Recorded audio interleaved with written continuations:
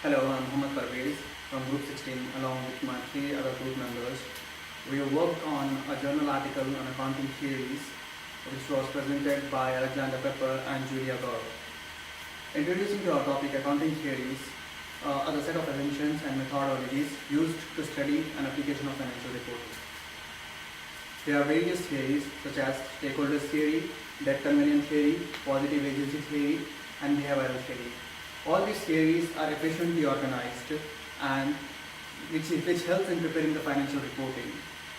And this has been modified over a period of time as per the requirement of the corporate organizations and stakeholders for the businesses.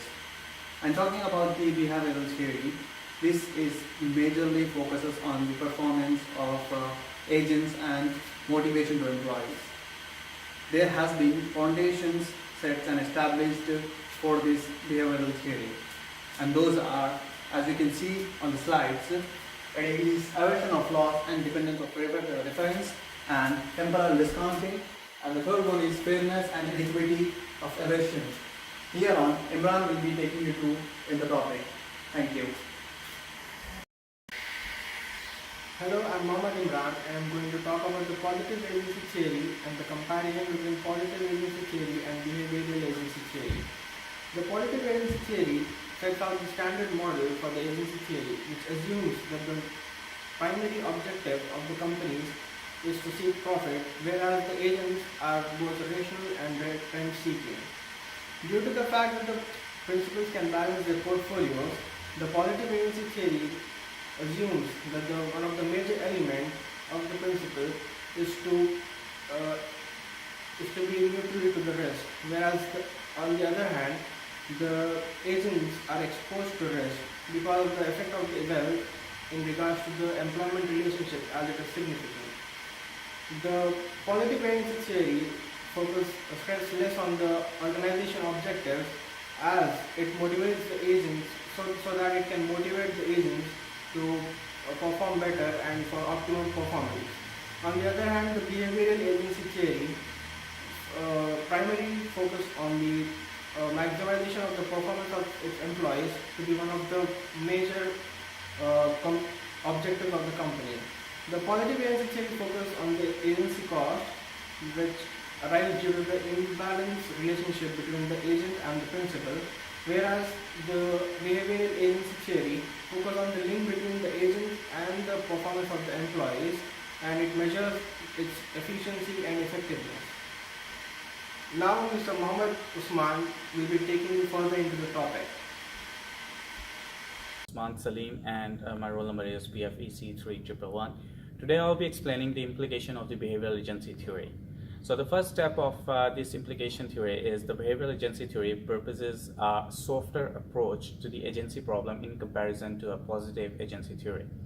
The behavioral agency theory indicates a more complex pay-effort function that is affected by risk, loss, and uncertainty aversions. The behavioral agency theory leads to an introduction to the legal goal setting theory in regards to the agency model based on the grounds of a particular contract between the agent and the principal. Behavioral agency theory leads to an introduction of the goal setting theory in regards to the agency model based on the grounds of a practical contract between the agent and the principal. Now I'll be explaining the four sectors of the behavioral agency theory. The first sector explains the particular way in which the link between the performances by a particular employee with the motivation provided has been explained. The next or the second sector explains the relationship between the compensation and the agent motivation. The rest of the two sector will be explained by Sajjad. So that's all from my side. Thank you.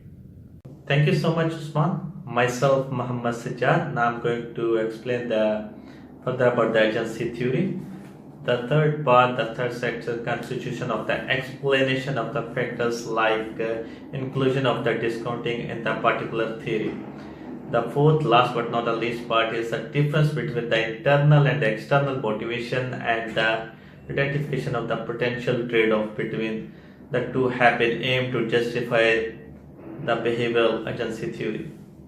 So I'm going to conclude that presentation. The conclusion that can be arrived at by the critical analysis of the journal article is that this particular journal article has been provided a better understanding of the foundation and the further development of the agency theory, especially the part where it is applicable to the compensation of the execution. That's the end of my part, end of the presentation. Thank you so much.